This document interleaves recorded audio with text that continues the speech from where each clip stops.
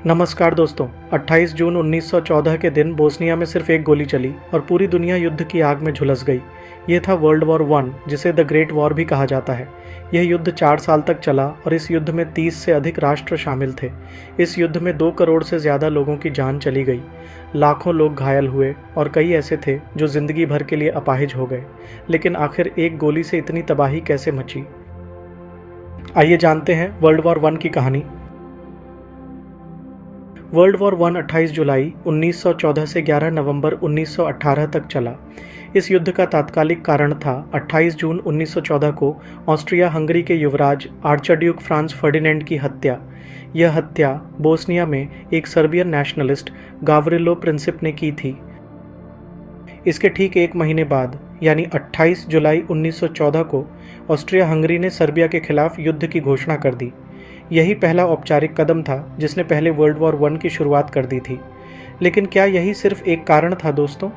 नहीं, ये तो बस एक चिंगारी थी। असल में ये युद्ध उस समय की वर्षों से चल रही राजनीतिक तनाव, सैन्य स्पर्धा, राष्ट्रवादी टकराव और औपनिवेशिक लालच का विस्फोट था। यानी यूरोप पहले से ही एक बारूद के ढेर पर बैठा था और वो बस एक गोली आग लगाने का काम कर गई। उस दौर में यूरोप 2 बड़े गुटों में बंट चुका था। एक तरफ था ट्रिपल अलायंस, जिसमें जर्मनी, ऑस्ट्रिया, हंगरी और इटली शामिल थे। तो दूसरी ओर था ट्रिपल ऑन्टेंट, जिसमें ब्रिटेन, फ्रांस और रूस शामिल थे। इसका सीधा मतलब ये था दोस्तों, अगर किसी एक गुट के किसी एक देश पर हमला होता तो उसे सिर्फ उस देश पर नहीं बल्कि पूरे गठबंधन पर हमला माना जाता। इस अलायंस सिस्टम ने एक छोटी सी लड़ाई को देखते ही देखते एक महायुद्ध में बदल दिया। दूसरा सबसे बड़ा कारण था मिलिटरिज्म यानी सैन्यवाद। उस दौर में लगभग हर देश अपनी सेना को मजबूत बना रहा था। नई नई बंदूकें, जहाज, टैंक, तोपें और जहरीली गैसें बनाई जा रही थीं। युद्ध की मानसिकता हर देश की राजनीति, मीडिया और समाज में घर कर चुकी थी और यही मानसिकता पूरे यूरोप को बारूद के ढेर पर लाकर खड़ा कर चुकी थी, जिसे बस एक चिंगारी की तलाश थी। अगला बड़ा कारण था उपनिवेशवाद यानी इंपीरियलिज्म। उस समय यूरोप की बड़ी शक्तियां जैसे ब्रिटेन, फ्रांस और जर्मनी दुनिया के दूसरे हिस्सों पर राज करना चाहती थी। अफ्रीका और एशिया में ज़्यादा से ज़्यादा ज़मीन, संसाधन और व्यापार पर कब्जा पाने की खूनी होड़ मची थी। हर देश चाहता था कि उसकी साम्राज्यवादी ताकत दूसरी से ज़्यादा हो और यही उपनिवेशों को लेकर बढ़ती टकराहट यूरोप को धीरे धीरे युद्ध की आग में झोंकती चली गई। एक और अहम कारण था राष्ट्रवाद यानी अपने देश को सर्वोपरि मानने की भावना। उस समय यूरोप के ज़्यादातर देशों में ये भावना तेज़ी से बढ़ रही थी कि हमारा देश सबसे श्रेष्ठ है। हर देश खुद को ताकतवर साबित करना चाहता था, दूसरे देशों को पीछे छोड़ना चाहता था। राष्ट्रवाद की यही भावना धीरे धीरे घमंड और नफरत का रूप लेने लगी और अंततः यही सोच दुश्मनी और युद्ध की मानसिकता में बदलती चली गई और आखिर ऑस्ट्रिया हंगरी के युवराज फ्रांज फर्डिनेंड की हत्या के बाद जंग छिड़ गई। जैसे ही ऑस्ट्रिया हंगरी ने सर्बिया पर हमला किया, सर्बिया के समर्थन में रूस सामने आया। फिर रूस को रोकने के लिए जर्मनी मैदान में उतरा। जर्मनी ने बेल्जियम और फ्रांस पर आक्रमण किया तो ब्रिटेन ने जर्मनी के खिलाफ युद्ध की घोषणा कर दी। देखते देखते ही 1 महीने के भीतर ही पूरा यूरोप जलने लगा।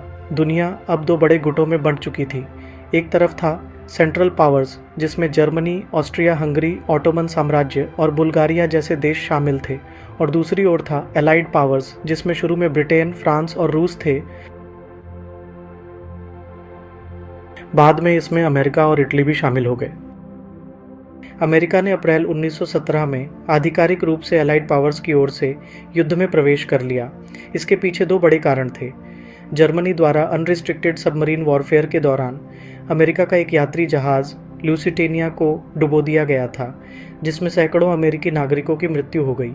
दूसरा बड़ा कारण था जिमरमैन टेलीग्राम।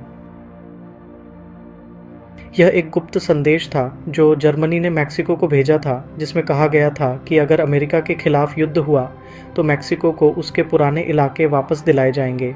अमेरिका की युद्ध में एंट्री एक निर्णायक मोड़ साबित हुई। इससे मित्र राष्ट्रों को ताकत मिली और युद्ध धीरे धीरे अलाइड पावर्स के पक्ष में झुक गया। आखिरकार 11 नवंबर 1918 को जर्मनी ने आत्मसमर्पण कर दिया। यह दिन आर्मिस्टिस डे के रूप में जाना गया। 1919 में ट्रीटी ऑफ वर्साइल पर हस्ताक्षर हुए और इस संधि के तहत जर्मनी को युद्ध के लिए पूरी तरह जिम्मेदार ठहराया गया। उसकी सेना सीमित कर दी गई और कई क्षेत्र भी उससे छीन लिए गए। जर्मनी पर वर्साई की संधि के तहत इतनी भारी युद्ध क्षतिपूर्ति यानी रिपरेशंस लगाई गई कि वहां की जनता को अपमान, बेरोजगारी और गहरे आर्थिक संकट से जूझना पड़ा। ये संधि शांति तो लाई, लेकिन यह एक ऐसी तलखी भी छोड़ गई जिसने आगे चलकर हिटलर और द्वितीय विश्व युद्ध की नींव रखी। दोस्तों, आपका क्या मानना है? क्या वाकई सिर्फ जर्मनी ही प्रथम विश्व युद्ध का दोषी था? और अगर वर्साई की संधि इतनी कठोर न होती तो क्या दूसरा विश्व युद्ध टाला जा सकता था?